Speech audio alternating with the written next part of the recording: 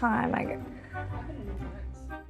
It's amazing how certain views sound bold on Twitter, but evaporate the moment someone personalizes the logic. When your worldview implies someone standing right in front of you shouldn't exist, yeah, that's a hard position to defend. Walking away was probably the smartest thing she did all day. Next up, Batya Ungar Sargon vaporizes a CNN panel so fast they probably filed for emotional insurance.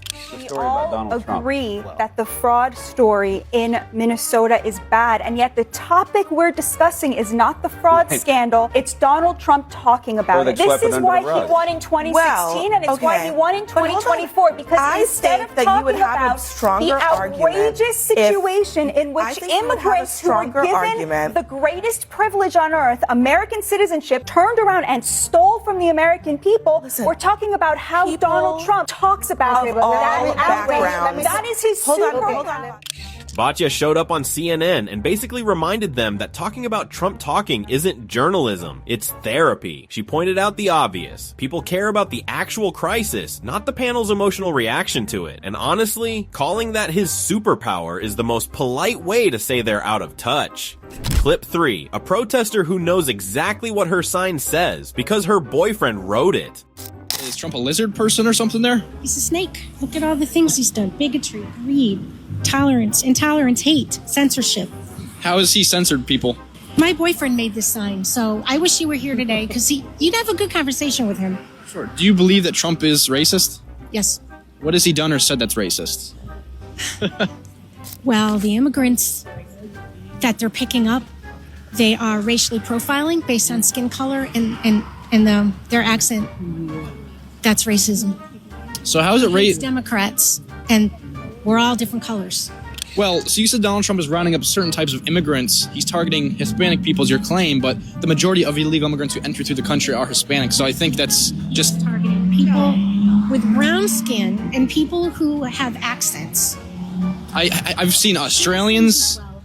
What citizens have been deported? I don't have specific examples. I don't think Trump knows what's going on. I mean, he's busy building a ballroom and going and having fun and collecting money. I don't think he really has a lot of ideas of what's going on. I think it's the regime running the country, to be honest with you. I mean, he's doing more than Sleepy Joe. He's actually going out. He's taking planes. He's taking flights to other countries. Joe Biden. The man who was actually busing black children out of white schools when he was a senator. Again, a lot of history I'm not familiar with. So you don't know the history of Joe Biden being a racist senator? I don't know the history of Joe Biden. I think you should know if you support somebody. Into politics. I think you should not engage with them. It's a losing battle. I know. With Trump. Two years ago, I got involved in politics. Before that, I never paid any attention at all. Donald Trump was one of the first people to hire black people because black people were not allowed to work in certain areas, and he actually hired black people. And for that, black people. I don't know the exact number, but he was one of the first businesses out there to hire black people on Mar-a-Lago. So are you for Trump? Absolutely, yeah. Oh, well, get lost. Don't you think if you're out here protesting a government that you should have some substance to your arguments? This is what happens when activism becomes a hobby instead of a conviction. You end up waving a sign your boyfriend wrote and praying no one asks follow-up questions. The moment real discussion shows up, the whole argument deflates like an old balloon at a kid's birthday party. Clip 6. A man tries the classic who will feed the children argument and gets bodied with basic logic. How do you plan to support these newborn children in education, housing, and feeding them? How would we house what people? The million children? They live with their moms and dads. Understood. How do we intend to feed these people as well? What? How do we intend to feed these people as well? We don't have a famine in the United States. Understood. Providing basic necessities such as education, how do you plan to supply that? As most schools are public. So the kids would go to public school? I don't understand what your problem is. You're making the argument that if there's a million children born every year, that we're going to be overpopulated schools, there's not going to be enough schools, there's not going to be enough houses, there's not going to be enough food. Is that your underlying argument? I presume eventually. But assuming that the economy continues to go the way it goes, i.e. a lot of money away from the middle class, there tends to be a situation where a lot of people cannot receive the funding for the basic needs that they require. Yeah, that's why you vote Republican. But I don't understand your premise, because your premise is actually pretty scary, because your premise is, well, we should welcome these abortions because it kills humans who then you're afraid we can't feed. Because honestly, if you're going to talk about being afraid of housing and feeding and educating, why don't we mandate a policy? I don't know, let's go Old Testament on our here, and every 2-year-old in the country has to be euthanized because 2-year-olds consume way more food and room, and they're going to be going to preschool in a year and a half. Why wouldn't we kill 2-year-olds? I believe you're putting words in my mouth, and I don't believe this is respectful. No, I didn't say you said that. I'm saying, why don't you kill 2-year-olds? The man came prepared with dramatic doomsday scenarios and left the moment someone pointed out the US isn't exactly on the brink of famine. When your entire point boils down to, we might have too many kids someday, don't be shocked when it gets dismantled in 10 seconds flat. Now for a real masterpiece of woke brilliance, here's someone proudly brainstorming how to waste ICE's time and sabotage companies just because they ended DEI trainings. This woke white woman wants to make false police reports to waste ICE's time. I assure you, lady, I think you should do it. I think it's a great idea because effing around and finding out is hilarious to me. I have a question. Is it a crime for me to report myself to ICE or just waste their time? Or is it a crime to apply for Target and all these other companies that got rid of DEI and just waste their time, like schedule interviews, don't show up, schedule another interview, don't show up? Just thinking about being a She acts like plotting fake reports, and no-show interviews make her some rebellious hero, when really she is just advertising how little she understands consequences. The response simply lets her keep talking, because every sentence digs her deeper and turns her big gotcha plan into pure self-owned comedy. Here's a good one, as a woman tries running through a checklist of gotcha dating questions, and the guy shuts every single one down without even blinking. What would you do if I wanted to start an OnlyFans? You're serious? Yeah. You'd be single. What would you do if I couldn't cook? You'd be single. Can you cook? That's irrelevant. No. Can you cook though? I mean, can you fight? Let's ask pointless questions. How is it a pointless question? I'm trying to get to know you. Because that's your job. What's my job? To make sandwiches. Did he actually just say, my job is to make sandwiches? How am I going to fight off the intruders if you don't make sandwiches? I need sustenance. You're a dick. You think she's setting traps? He answers, you'd be single, faster than she can read the card. The moment she tries flipping the script on him, he fires back with a perfect counter that leaves her staring at the table, completely out of line. The woke logic collapses and he walks right through it. And here we have a woke panel trying to play smart while Ollie London calmly hands them a reality check they never saw coming. Is it not right to say that you're detransitioning from being transracial? Transgender? Did you ever come out as transgender? I was transgender. How long were you transgender for? For a year. I struggled with my identity my whole life, and you know, my issue is the trans activists that have hijacked the LGBT community and are causing real harm to the LGBT community by pushing gender ideology on children, by forcing women out of women's spaces. That is my issue. I don't have an issue with trans people. I have many trans friends. My issue is with the radical gender ideology. So do you think there is case for the argument then that this show is premised around this evening, that there is a bit of strain in the community? There's definitely strain. I mean, look, there are people that say that and gender identity should not be conflated, and I think the real issue is the more extreme elements of the trans activists that are pushing this agenda, that are pushing for all these things on children, pushing for hormones on kids and puberty blockers. That's the real issue. They toss out the usual buzzwords, hoping no one notices the contradictions, and he cuts straight through them. The moment he calls out the activists pushing chaos into kids' lives and women's spaces, the whole woke script starts falling apart. One solid answer and their talking points scatter like confetti. Now here's a woke kid who marches up to the mic thinking he is about to score some moral victory. The demented, homophobic, and transphobic rhetoric and rants just further prove our point that we have to fight loudly to be respected. The reason that LGBTQIA+ suicide rates are so high in this country, it's because there are people like you who make us feel like we don't belong. Okay, is there a question in there or a speech? Yes. You gotta ask a question, buddy. How do you think other people who, with your beliefs respond to the fact that your hateful and harmful rhetoric costs the lives of queer children every single day, on average, every 45 seconds? Okay, so this is just gonna be a pure boogeyman. You're pretending that someone committed suicide because of Candace Owens. You've got no facts here. You're just going, it's your rhetoric that's causing all of this. I sat down with a man named Walt Heyer who was convinced to chop his penis off after your community told him that there was something wrong with him because he had confusion.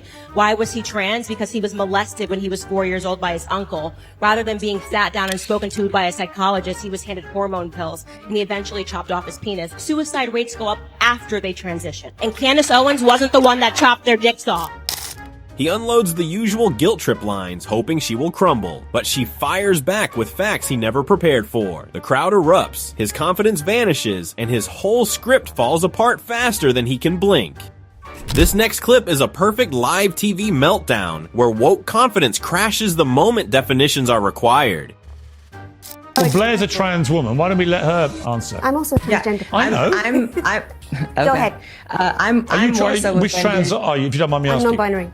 What does that mean? I'm a non-binary person. I use they, them person. So, sorry, are we going to spend... do we really want to spend the rest of this discussing my personal... You're the one who mentioned it. I didn't even know. Well, now you know. Okay, so now I know. I'm just asking you what that means. Like, do you really want to discuss this? You raised the subject of yourself being trans. I'm simply asking what does that... Can I finish my point? No, wait it's one always second. a non-binary person it's actually really over interesting. A transsexual. It's really interesting to me. You raised it, not me. I didn't even know. So now you've raised it. What does that actually mean?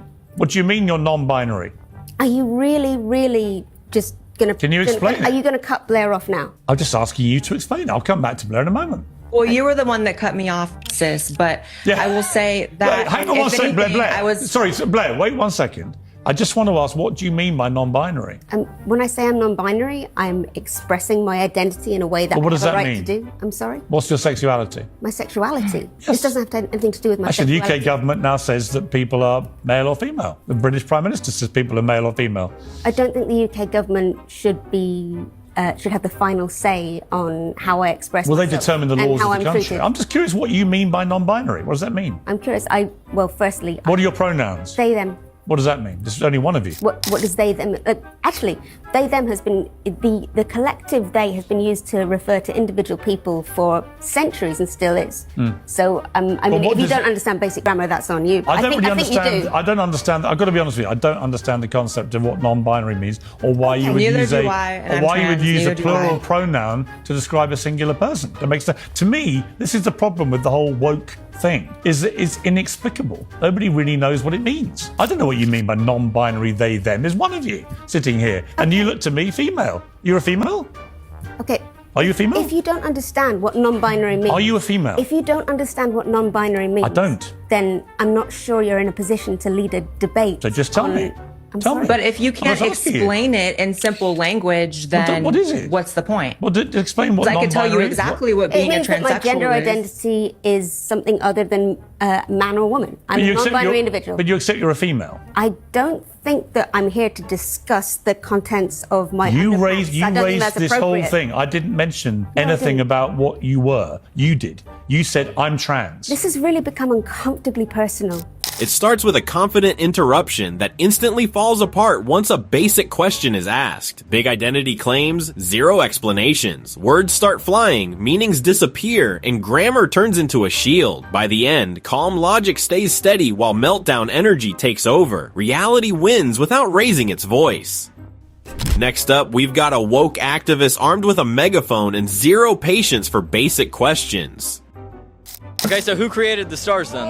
The Big Bang, which maybe is proven to be longer than it was 14 billion years ago thanks to the James Webb Telescope that is orbiting the air, and the galaxy, which has shown us that we have seen stars further away than 14,000 years old, which is 14 billion years old, and what we can see is that we come from an explosion in black matter. So who created the Big Bang then? Who created the Big Bang? I don't know. You ask your God, you racist. So... Human rights! Calm logic comes in, volume goes up, facts go out the window. One follow-up question later, the science talk collapses into name-calling and slogan chanting. When thinking stops, the chant button gets smashed.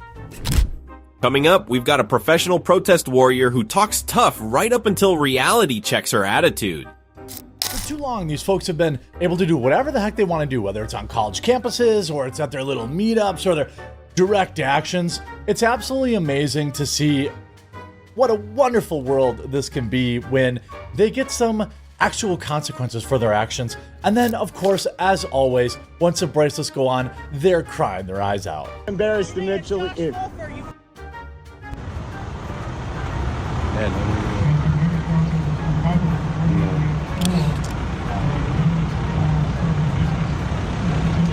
vehicle over there? Yeah. Yeah.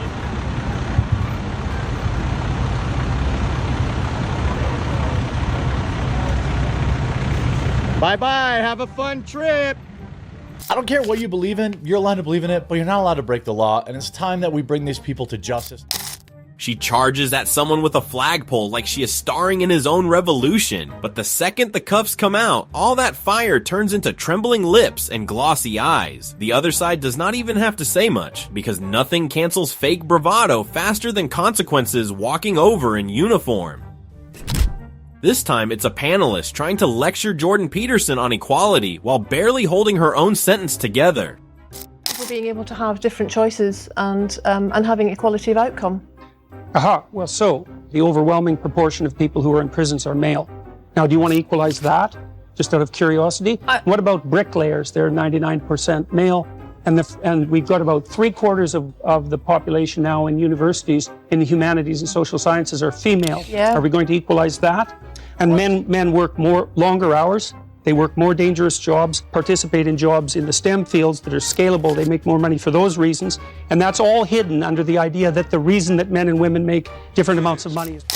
She reaches for talking points. He hits her with prisons, bricklayers, STEM, and actual data, and suddenly the confidence drains right out of the room. By the time he finishes, the woke narrative is wobbling so hard the highlight edit afterward feels like a victory lap he earned in 10 seconds.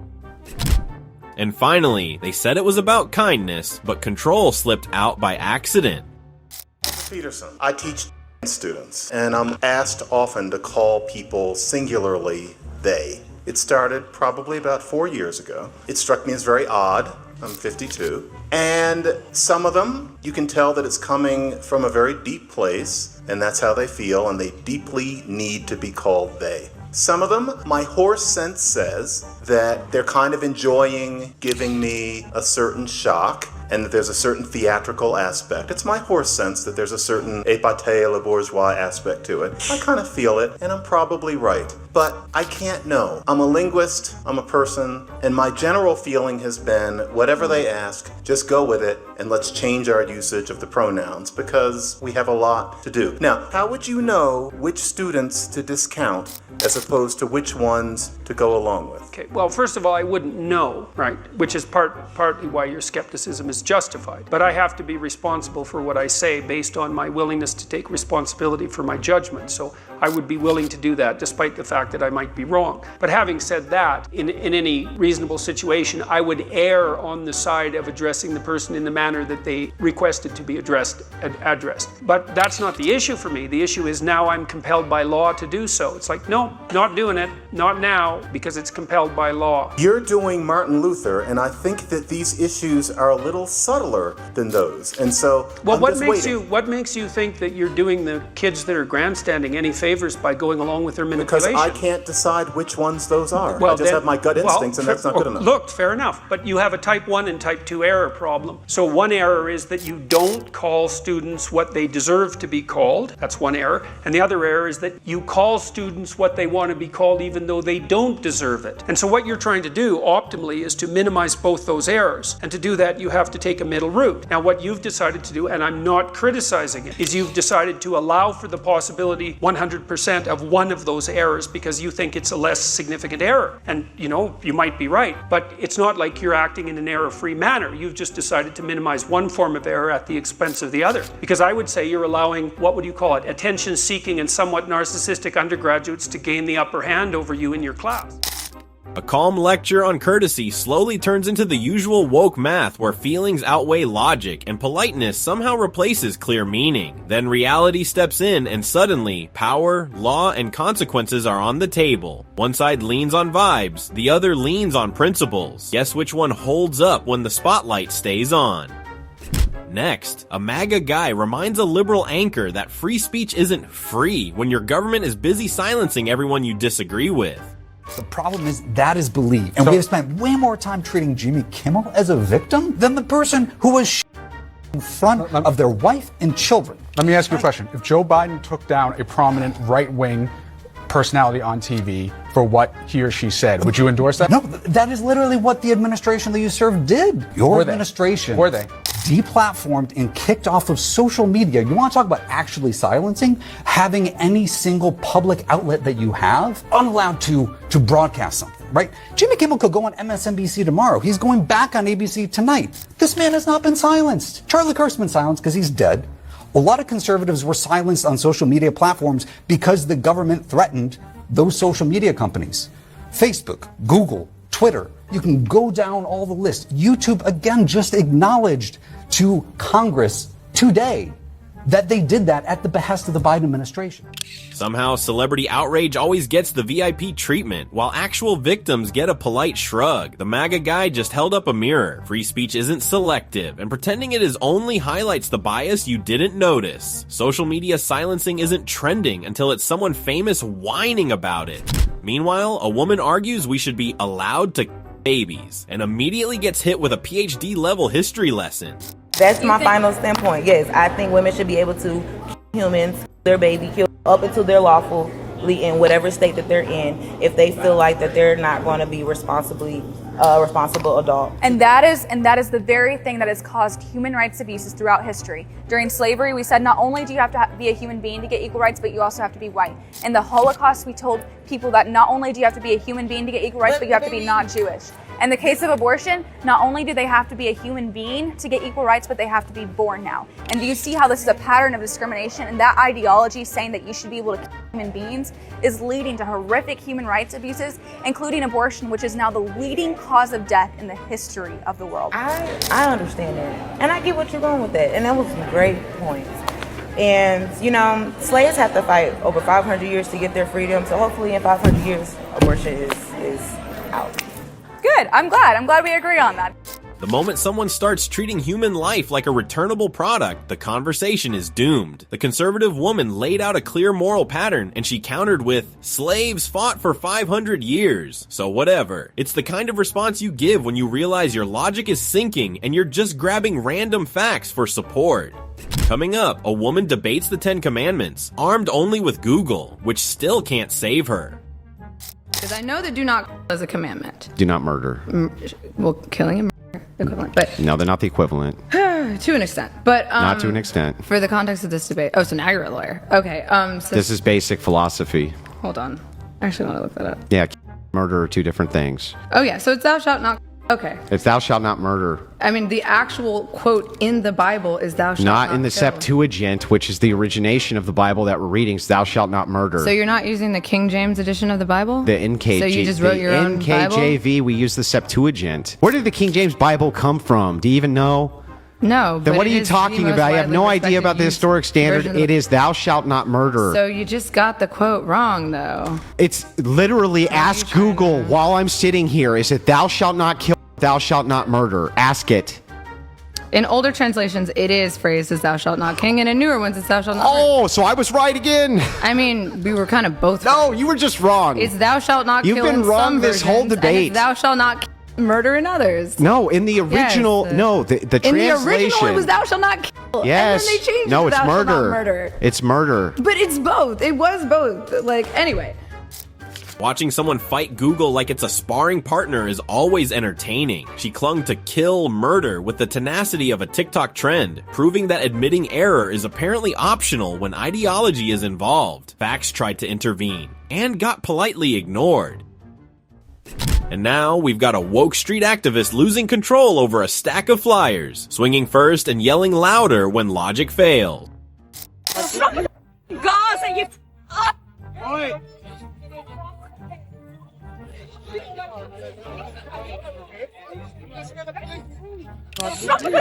Gaza, you Don't hit me. Do you not care about Gaza and the people going there? Okay. No, you're hitting me.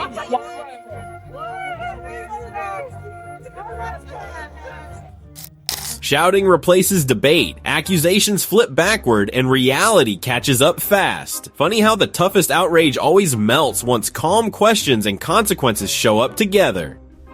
Now check this out. A woke crowd tries the classic tactic, scream louder, chant harder, hope confidence replaces sense. You're here walking up to people people, and first off, Yeah, because this is satanic and demonic. cutting them off while they're in their middle of Because this is speaking. satanic and demonic. Satanic.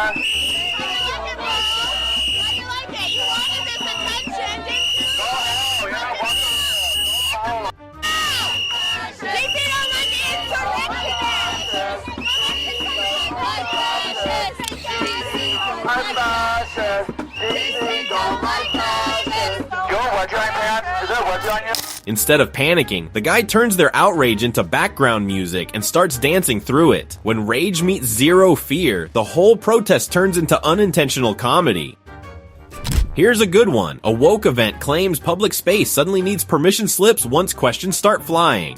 You have people saying you're harassing them, you need to leave. I haven't talked to anyone. I've talked to one person. You need to leave. We know exactly what you do, Bo. We're not dumb. How do you know my name? We know who you are, so you need to go. I'm just talking to people. You know this is a public park though, right? Show me the permit. The permit is at home. We've already been over this a couple times today. Okay, well, you haven't been over it with me. You're forcing me to leave for no reason. So show me the permit and I'll leave. But this is a public park. I have every right to be here. Hey, okay. Goodbye. Excuse me, ladies and gentlemen. I'm getting forced off a public park. They don't even have a license to kick me off. It's because I'm Christian. No one can show me the permit. This goes against every right. What is America? What is America? America is nothing. Instead of answering anything, they bring out chants, fake authority, and a sing-along to drown out reality. The interviewer stays cool, calls it out calmly, and lets the crowd embarrass itself in real time. Next, here are climate protesters who glue themselves to roads, expecting applause and sympathy. Hop. Oui, c'est pas trop collé, c'est du goudron. Ça colle pas, monsieur, c'est solide. Ah, maman! Ah! Ah! Ah! C'est super mal! Ah, t'es ouf! Ah! Y'a rien. Ah!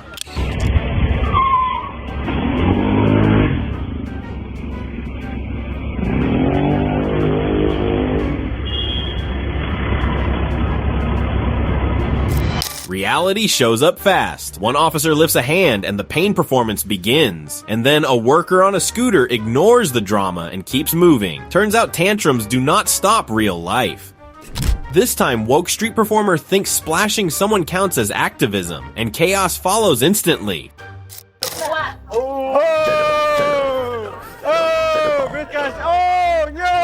Calm down, ladies. Oh my God. Hey, at least you decked her with that water bottle. Feathers fly, tempers explode, and bystanders rush in to clean up the mess. Funny how woke confidence lasts exactly until real consequences show up and the costume stops protecting them. Now check this out. 2 different takes, same woke conclusion, blame the media, skip personal responsibility. Is the media biased regarding racial violence? The media perpetrates a lot of stereotypes regarding different races. When there's like the big mass shootings of the white people, it's always like, oh, he was mentally ill or he had this or that, like some explanation. And for black people, it's just more point blank, this is how it was their fault. I personally don't think the media is here to serve our needs. I work in media and I'm telling you, they are there to sell. That's why I don't watch, ironically enough. One leans on media excuses by race, the other admits media just sells outrage. Put together, it exposes the whole game. If the news spins stories for clicks, maybe stop treating headlines like moral truth and start thinking for yourself. Next is a full-time DEI contractor recording a meltdown after her taxpayer-funded gig gets shut off and suddenly the world feels unfair again. Okay. So today I was supposed to be leading a training about environmental justice for a national agency, but it was canceled an hour before it started. Why? Well, because the new federal guidelines from the Trump administration ban not only DEI trainings, but also any trainings or programs about environmental justice. And they're not stopping there. These policies go further, rolling back protections for our water, land, opening the floodgates to drilling, silencing those that are fighting for justice in any form. And to make matters worse, they're demanding a list of contractors like me who provide DEI and environmental justice trainings.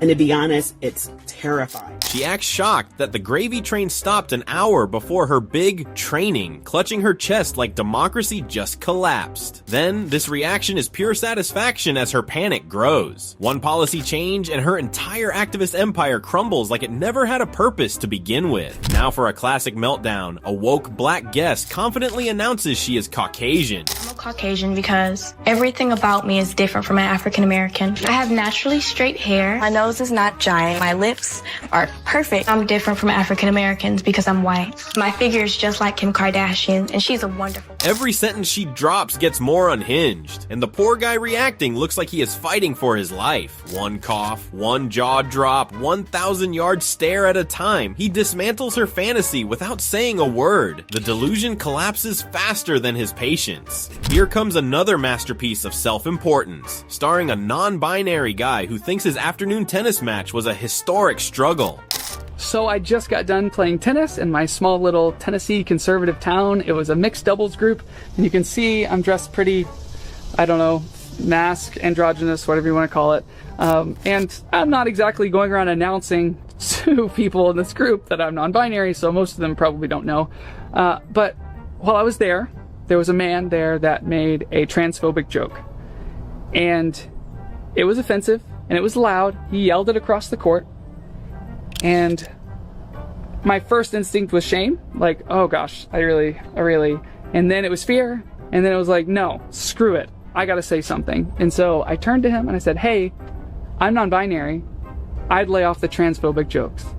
And he said, whoa, what's non-binary? What does it even mean? And I said, the fact that you don't know what it means is even more reason that you lay off joking about trans people. And I'm glad I said something. I'm glad I had the courage to say something, because too many times in my life, I have let jokes and offensive things like that slide, and I want to start doing better. He starts off strutting around a parking lot, smiling like he just won Wimbledon. Then he gets dead serious because someone made a joke across the court. One joke, and suddenly he is on camera narrating his shame, his fear, and his dramatic decision to speak up like he is the hero of a movie no one asked for. This one is hilarious as Modern Woke Meltdown meets someone who has finally had enough of the circus. Understand what is so hard about correcting other people. I'm so sorry I fought for gay rights. I'm so sorry for all the pain and suffering I went through, and had I known y'all were going to take it this far, I wish I could go back in time and not fight for gay rights and just live a nice, quiet, silent life on my own. We thought that's what we were fighting for, was just nice, quiet, fitting in, being just like everyone else. But I didn't know y'all were going to take it this far. I mean,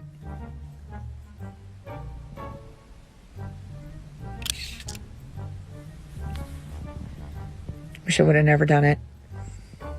First, we get the crying car cam lecture about pronouns, acting like the whole world should rearrange itself for their feelings. Then an older activist shows up exhausted and fed up, admitting the movement she once supported has turned into something she barely recognizes. One honest moment from her makes the dramatic outrage before it look even more absurd. Coming up, a liberal attempts to give Stephen A. Smith the opportunity, and he rejects it like a bad trade offer. I'd love to give you the opportunity to perhaps change your position on what you said. I'm not changing a thing. Okay. I didn't stutter when I said it. You want to stay loud and wrong? Well, you could call it loud and wrong all you want to. You're entitled to your opinion. I'm entitled to mine. As it pertains to Mark Kelly, what I was talking about is military. What I did was get on the phone with family and friends who have served in the military. And I said, we're not civilians. This is not the court of law. You can be implicated for implying something if you are a former military member or you are a present military member. It wasn't what Mark Kelly said. It's the fact that he was a combat Navy pilot who served in the military, who would tell folks, ignore an order when it could get them in the order. The best part is how confidently she tried to grant permission for a viewpoint correction like a school principal scolding a student. Stephen A. simply reminded her that disagreement isn't a crime, and facts don't bend just because someone gets uncomfortable hearing them. In this one, a liberal asks why people get for beliefs, so Damon Imani gives her the crash course she definitely didn't study for. Isn't a fundamental part of being an American that we are able to express our opinions to each other without fear, without this kind of horror happening? And it seems to be something we have been seeing more and more of. And it's not even left or right. It's just people being taken out because of their beliefs. There's just no place for this kind of violence in this country. I am heartbroken over it. I cannot believe that someone would kill another person because they were speaking their beliefs. Well, for years, you and your allies in the media have been conditioning half of the country against the president, his supporters, and figures like Charlie Kirk. Trump is Hitler, his supporters are fascists, right-wing extremists is danger to our democracy, you know the words. Yet you seriously sit here, acting surprised when lunatics who believe your words decide to take matters into their own hands. Your side burn and loot every time things don't go your way. Your side tried to assassinate the president multiple times. Your side burned Teslas all around the country and wanted Elon. Your side Charlie Kirk. Your side is currently celebrating it. So don't talk to me about, well, this is not a left and right issue. It is the left. It's only the left. It's ironically the Democratic side who engages in political violence and of figures they disagree with. And every time something like this happens, you come here, you tune down the rhetoric, crocodile tears, ooh, I can't believe this. Then a week later, you go right back at the dictator and fascist rhetoric again. So, you don't really care. You're just pretending. The irony here is off the charts, lamenting political violence while ignoring the non-stop demonization campaign that fuels it. Damon simply connected the dots she hoped no one would notice. If you spend years painting your opponents as monsters, don't be surprised when some people start acting like they're hunting one. Here's a good one. A woke activist tries to shut down the room by flashing their identity like it's a mute button. Do not interrupt a black trans woman when she's speaking. You've interrupted me When it comes to isms. Did the interrupter just say if you use are your black, skin tone if to you say are you couldn't black, interrupt her? if you are black and That's trans amazing. and you want to go into the military, I am quite sure that my experience would not look the same as y'all's. And if we can't wake that up, then we're really being complicit. They don't look at your race. I don't think your skin tone makes any difference. Well, yes, it does. But it doesn't. For you to tell a black person that is so problematic. For you to tell a person of color here, because I am. This is my experience and this is my reality. How dare you sit up there and say no? It's disrespectful for you to tell a white person. Hold on, just you a second. screamed at him, and you yes, you did. No, you're being disrespectful. Rewind the tape. You wanted me here, and I'm here. Screamed. So what you gonna do? You wanted me here, so I'm here. You in particular. So be calm down and speak like that. In particular, what are you? It's not my. Yelling replaces logic, volume replaces facts, then someone calmly points out what everyone already saw on camera. Instantly, the spell breaks. Turns out lived experience is not a free pass to lose control. Coming up, we've got a woke NPC type tries turning an interview into performance art, smoke clouds, shock lines, and zero substance. Are you an NPC? From which video game? The Andrew Tate video game. Yes, I'm an NPC from World of Warcraft. I am a dark elf. Wait, are you vaping too? I'm a succubus, and I'm here to take your soul and suck your dick. I would like to say you're a bumbaclot. You'd have to talk to my lawyer about that one, because I'm not completely sure. Trump actually loves gay people? Trump likes gay people. You're a citizen, Sir, right? Can you stop touching me? Sorry. I'm gay and I'm white, so I don't care. Bye. The moment it gets weird, the interviewer sets a clear boundary and shuts it down fast. Calm, direct, no theatrics. Funny how confidence disappears when someone refuses to play along. Take a look at this as the woke panel tries policing identity like it's a VIP list, complete with smug smiles and fake outrage. A non-binary person looking like this. Looking like this. You can look at me looking like this. It's just interesting. I thought this was a trans debate. That's what I thought. This is not a debate about who is really trans and who is not. It can be. We're talking about restrooms. You're so offensive. You're an offensive person, human being. Okay. Well, I find a lot of things over here offensive as well. Oh, wow. Yeah, you're disgusting. And I have to. Trust me, the feeling is more than mutual. Keep it cute. I am cute. Yeah, keep it cute, girl. I stay cute. I don't have to keep it cute. I remain cute. Have you ever worked directly with trans people? Have you ever worked directly? I am right now. We're surrounded by them. She's not That's grassroots. my entire career. She is not a grassroots Personally, I really want to see what you've done for those organizations because I don't see any of y'all on the front line. It's disappointing that you would disrespect all of the people that are in community service that actually do help trans people. And it's really disappointing that you guys are disrespecting. Claire stays calm, fires back clean, and suddenly the activists run out of buzzwords. When feelings replace facts, all it takes is one sharp line to expose the insecurity. Coming up, we've got a pride crowd calling the cops because a guy in a sloth onesie asked a question. What does Pride Month mean to you? We would not like to answer your questions. Okay, the police are already. He's getting too close. He's putting the microphone 6 inches. I'm just asking questions. No, we're not interested. If they don't want to answer questions, they please won't back answer off. questions. He's harassing us. No, I'm not. It's not necessary. You just. They can stay right down there. They don't need to. They don't need to. This is harassment right here. You snowflakes. You can't make it up. Hey, how's it going? Careful of this one. Big protester. He'll put you on YouTube. He'll blast you all over social media. Beaufort. Microphone out equals harassment now. Woke panic sets in, hands wave, accusations fly, and suddenly free speech needs police supervision. Meanwhile, he stays relaxed and lets the Meltdown sell the punchline for him. This time, a simple dating question sends the woke crowd into a full panic spiral, screaming insults and pretending outrage counts as thinking. So who would you rather date your daughter? Oh, you boy? Oh my All right. god. No. It's Tate Immediately no.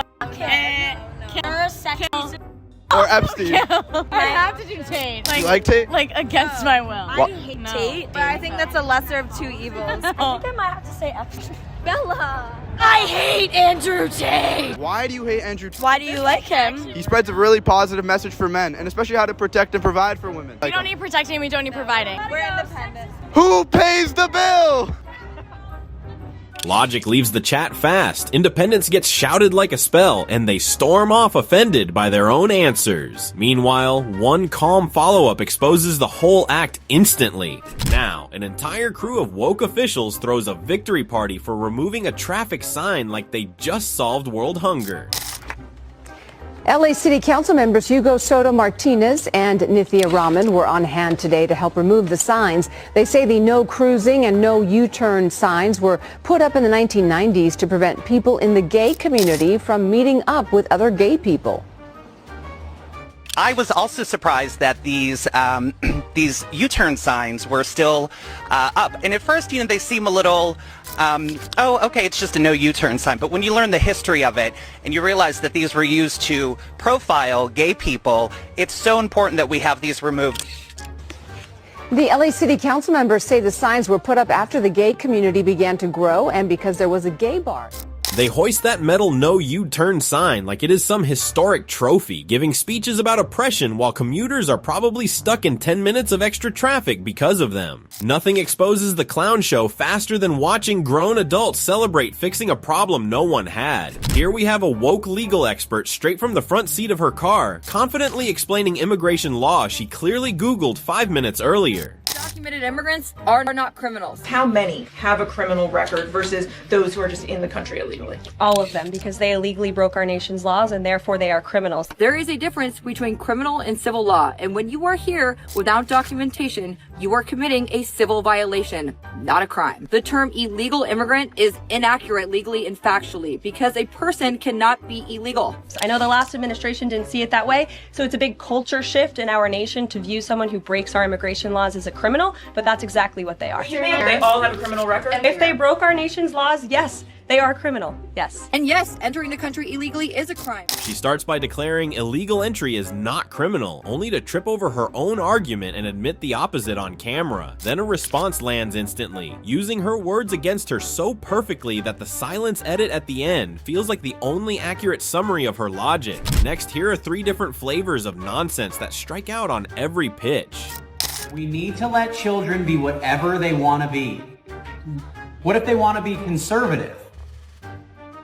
Not that. And I would think Jesus also, I always kind of interpret it, he was a right? He never experienced desire to anybody else, so Jesus was probably queer himself. He was tinted in that way. Okay, anyway, but Jesus, still then, do you think he would be proud of who you are? Do you?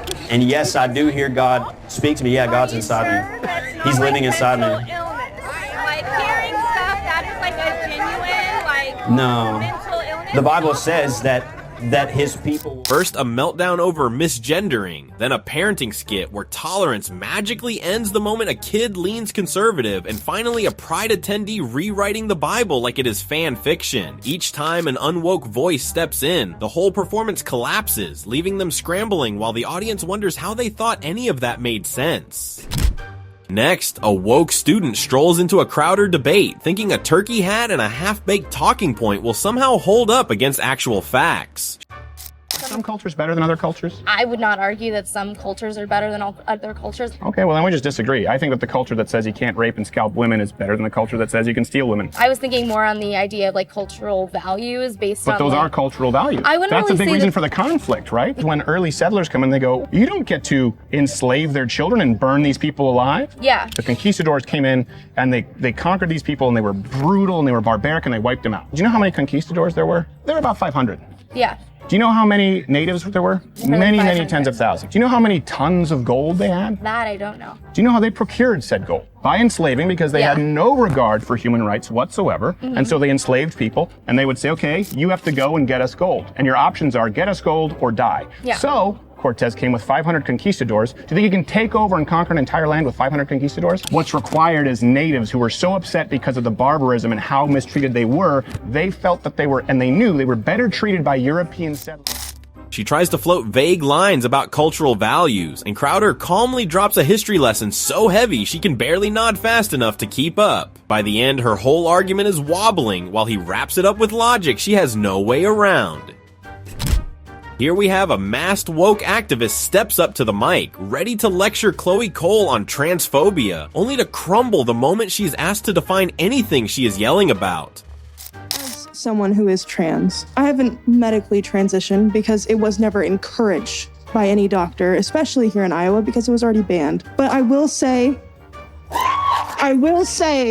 as someone, when you had mentioned that you were not transphobic, are you aware that most of the people who have bans and what you are fighting for is transphobic? You are being transphobic against kids like myself and other people before. Would you care to explain what that means, what transphobia means? Yeah, it's a lot. There are so many people here who have fought against being trans. For children like myself and other children I have known, I have actually had a friend who did kill himself because he was trans and he could not get the treatment. So it is a very, very big issue. I'm very sorry to hear about your friend. What we are advocating for is not for the eradication of... They try to stack emotion on top of buzzwords, hoping it will hide the holes in their argument, but Chloe stays calm and slices right through the script. One steady answer from her and the entire outrage routine collapses into confused rambling and hand-waving. Clip 10, a liberal tries to downplay a mandate, and a guy with actual data turns her argument into dust. He's been going around with his cronies touting his so-called landslide and blowout win. But he won the popular vote by 1.5%, one of the smallest ever, and he won the general election by less than 50%. So what kind of mandate is this really? Well, it is a mandate, and I'm going to explain why. And I don't mind the question, but let me be very clear. I'm no supporter of Trump. I'm a supporter of truth and the facts. And here's the facts. The man won every swing state. He increased in terms of his voter turnout in his favor from the standpoint of blacks, Latinos, and young voters. He increased his numbers in that regard from 2020. 89% of the counties shifted to the right. That's a mandate.